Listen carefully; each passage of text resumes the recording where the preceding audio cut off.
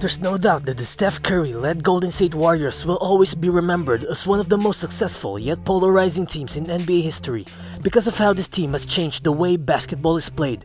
But in a blink of an eye, this era of the 73-9 Warriors is on the brink of collapse, and unless you haven't seen how they lost Kevin Durant or even key guys like Andre Iguodala, you'll understand that this dynasty is already bound to fall apart.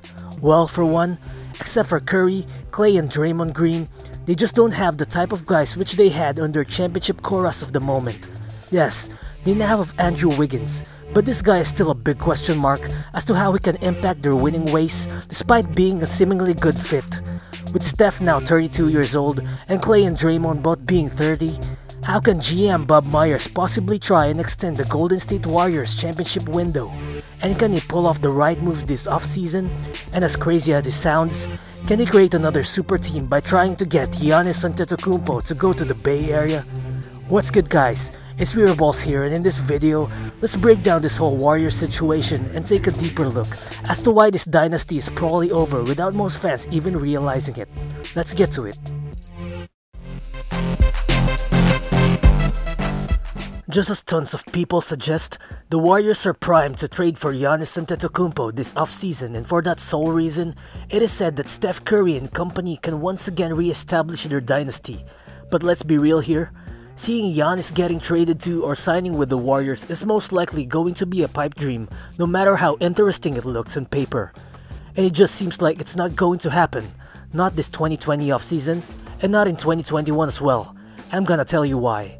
To be able to acquire Giannis via trade this offseason, Golden State will have to package Klay Thompson and either one of Draymond Green or Andrew Wiggins, plus probably both of Golden State's 2020 first round pick as well as their 2021 top 3 protected pick. And although it seems like a substantial package for a player like Giannis, but if you're the Bucks and if you're in the prospect of rebuilding after trading your team's superstar, why would you even want to absorb Klay Thompson, Draymond Green or Wiggins' huge contracts, which will just put you in a hard cap situation?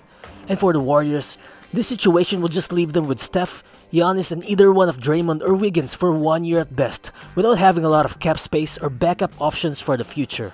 And definitely, I just don't think Golden State would be willing to just break their championship winning core just for a shot at Giannis this offseason. And the thing is, no matter what happens, the Warriors are going to be $31 million above the cap next season.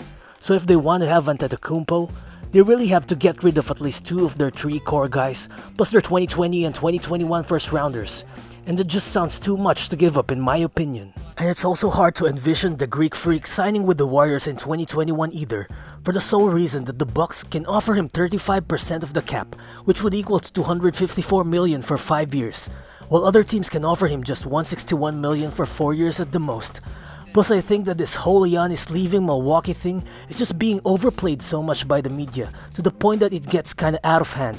Well, I've even made a video about this whole Giannis situation right here in the channel, wherein I talked about why I think he's staying with the Bucks long term, so if you want to check that out, I'll put the link in the description box below. So yeah, despite all the buzz about Giannis joining Golden State in the future, it's just not going to happen realistically, and obviously, the Warriors front office has a lot of assessments to do in approaching this 2020 offseason altogether, and the truth is, there are tons of more viable options for them other than going after the Greek Freak. And one thing that also makes the future of this team doubtful is that they have literally very little to no cap space at all to make big moves in order to get their championship core some help for another deep playoff run. Well, just try to figure this out for a while. Entering the 2021 season, Golden State owes their 4 highest paid guys a combined $130 million, and that's just 4 guys out of a 15-man roster. Steph Curry is about to be the NBA's highest paid player in 2021 with $43 million, Klay is going to be the 10th highest paid guy with $35.4 million, Wiggins is at the 27th place, and Draymond Green is also going to be the 48th highest paid player in the league next season. So yeah, there's just not much room for flexibility to support this team moving forward if they're going to continue dominating the West like they used to. But if you're a Warriors fan, the good news is, this team still has something to work with, and that is a $5.9 million taxpayer mid-level exception, and most importantly, they also have a very valuable $17.2 million traded player exception which they acquired from the Andre Iguodala to Memphis trade. And yes, this is where it gets interesting for the Warriors moving forward. And yeah, That $5.9 million taxpayer MLE won't give them a lot of options to sign a good vet, except probably a guy like Trevor Ariza or Nerlens Noel. But their $17.2 million traded player exception can do great things for them, and packaging it with one of their 2020 or 2021 first rounders can get them tons of guys, like Josh Richardson, Dennis Schroeder, Will Barton, or the Domantas Sabonis, just to name a few. But personally, I'd love to see them trade for a guy like Danilo Gallinari, who I think is someone that would help them contend for a little longer. And giving OKC that additional pick to add to their already enormous draft haul would definitely entice the Thunder to possibly execute a sign-and trade with Gallinari instead of having him walk for nothing. And for the Warriors, Gallo would immediately step in to help them win as he's a borderline all-star who will be a seamless fit with Steve Kerr's system.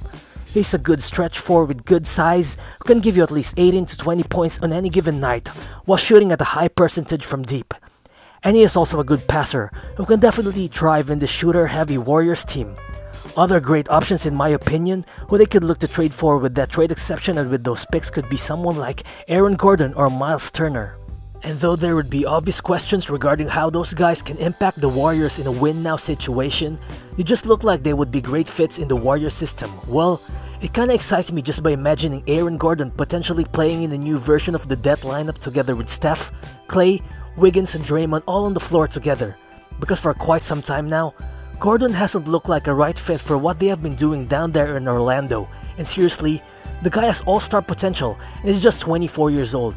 Overall, Gordon is a great two-way forward who can constantly attack the rim using his athleticism and can also be a steady three-point threat. Plus he can guard multiple positions and he has also been an improved shot creator throughout his years with the Magic. And well, a starting 5 of Curry, Klay, Wiggins, Green and Gordon definitely lacks the size if you will, but that lineup would definitely kill anything with speed and athleticism. Because after all, that's always where the Warriors have been good at, and that is why I would rather prefer this trade rather than say a Domantas Sabonis trade. Well, of course, Sabonis is a great young all-star who is very tough and will be a great addition to this Warriors core.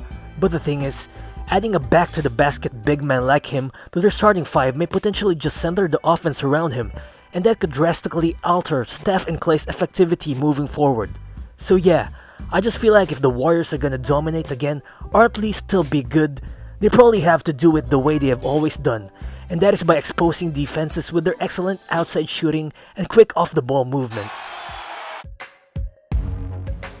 Yeah, for sure, the Warriors championship window is shrinking by the minute, but this doesn't mean that they're completely done. If there's any front office that can pull off moves to extend a dynasty, then it's going to be the Warriors front office, as they have proven that they can find some great guys to add to their core year in and year out. But as a fan, somewhere in your mind, you just gotta ask, will Klay still be the same player once he comes back from that devastating ACL injury? Or has Draymond Green really lost some of his step as we've seen just this past year?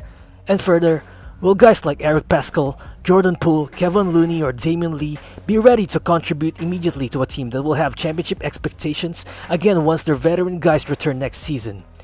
And as good as Andrew Wiggins looked like in those 12 games he played for Golden State the past season where he averaged 19.4 points on pretty good efficiency, will he be able to somehow replicate what Harrison Barnes did for this team, at least on the defensive end of the floor?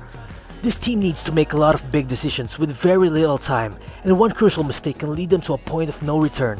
But if you ask me, is it pretty much all over for them at this point? Well, the answer is no.